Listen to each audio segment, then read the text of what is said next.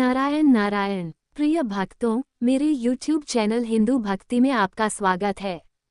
भारत की संस्कृति में नदियों को मां का दर्जा दिया गया है और उनमें सबसे पवित्र और पूजनीय नदी है मां गंगा। गंगा केवल एक नदी नहीं है, बल्कि भारतीय जीवन का आधार, श्रद्धा की प्रतीक और मोक्ष का मार्ग है। गंगा दशहरा वह दिन है जब गंगा माता स्वर्ग से धरती पर अवतरित हुई थीं। इस दिन को संपूर्ण भारतवर्ष में श्रद्धा और आस्था के साथ मनाया जाता है। गंगा दशहरा हर वर्ष ज्येष्ठ मास के शुक्ल पक्ष की दशमी तिथि को मनाया जाता है। दशहरा का अर्थ है 10 पापों का नाश करने वाला दिन। दश यानी 10 और हरा यानी नाश। ऐसा माना जाता है कि इस दिन गंगा में स्नान करने से मनुष्य के 10 प्रकार के पापों का नाश होता है। ये पर्व आमतौर पर मई या जून के महीने में आता है। गंगा दशहरा की उत्पत्ति एक अद्भुत और प्रेरणादायक पौराणिक कथा से जुड़ी है। ये कथा हमें बताती है कि किस प्रकार एक वंशज की भक्ति, तपस्या और प्रयासों से संपूर्ण वंश को मुक्ति प्राप्त हुई। बहुत प्राचीन काल में अयोध्या के सूर्यवंशी राजा सगर ने एक अश्वमेध यज्ञ का आयोजन किया। इस यज्ञ के अंतर्गत एक यज्ञीय अश्व घोड़ा छोड़ दिया गया था जो जहाँ जहाँ जाता वहाँ के राजा की अधीनता स्वीकार की जाती। ये यज्ञ संपूर्ण पृथ्वी पर साम्राज्य स्थापित करने के उद्देश्य से किया गया था।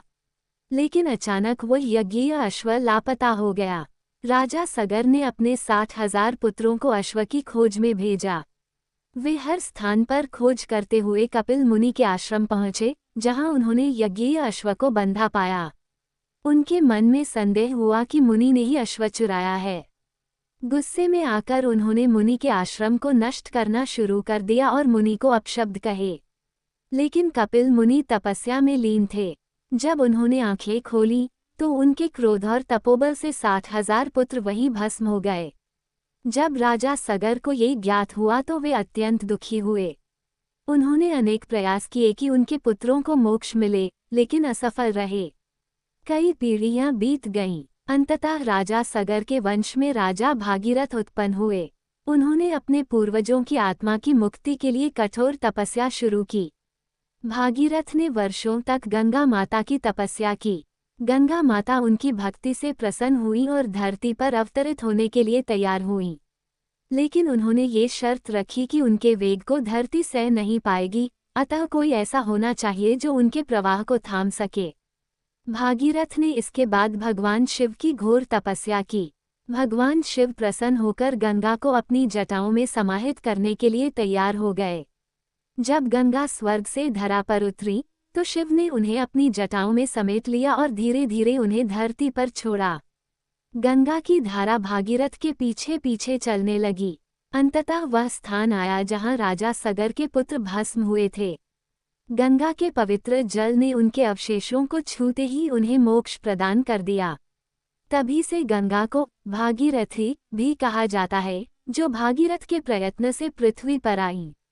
गंगा दशहरा केवल एक पर्व नहीं, बल्कि आत्मा की शुद्धि का अवसर है।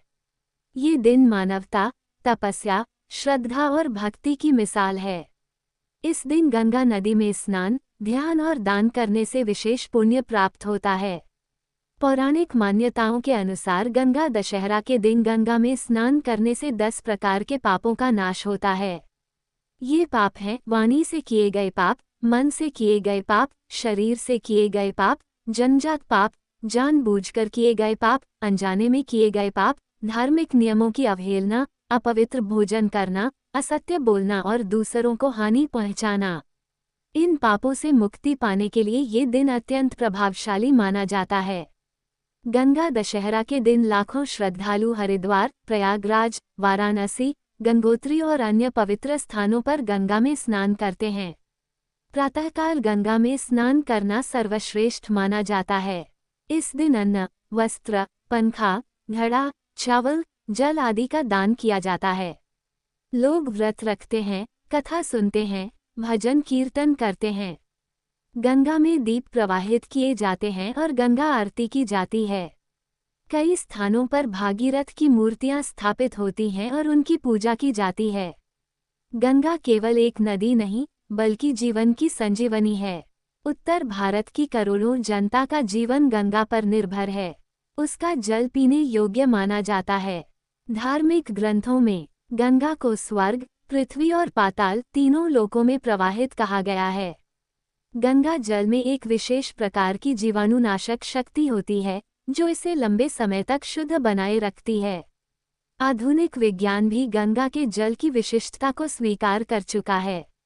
इसलिए गंगा को मोक्षदायिनी और जीवनदायिनी कहा जाता है। गंगा दशहरा केवल एक पर्व नहीं, बल्कि उस अनोखी कथा की याद दिलाता है जिसमें भक्ति, प्रयास, तपस्या और पूर्वजों के प्रति श्रद्धा समाहित है।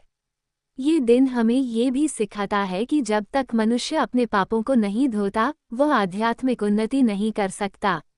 राजा भागीरथ की तरह यदि हम भी प्रयास करें, तो जीवन के हर संकट का समाधान संभव है। माँ गंगा की कृपा से शुद्ध मन, पवित्र जीवन और मोक्ष की प्राप्ति होती है। यह उम्मीद करते हैं कि हमारे द्वारा दी गई जानकारी आपको उपयोगी और पसंद आई होगी। यदि आपको ये जानकारी अच्छी लगी हो, तो कृपया हमारे चैनल को सब्सक्राइब, लाइक और शेयर जरूर करें। व्रत कथा और धार्मिक जानकारी के लिए हमारे YouTube चैनल हिंदू भक्ति के साथ जुड़े रहें। हम हमेशा नई और रोचक जानकारी लाते रहेंगे।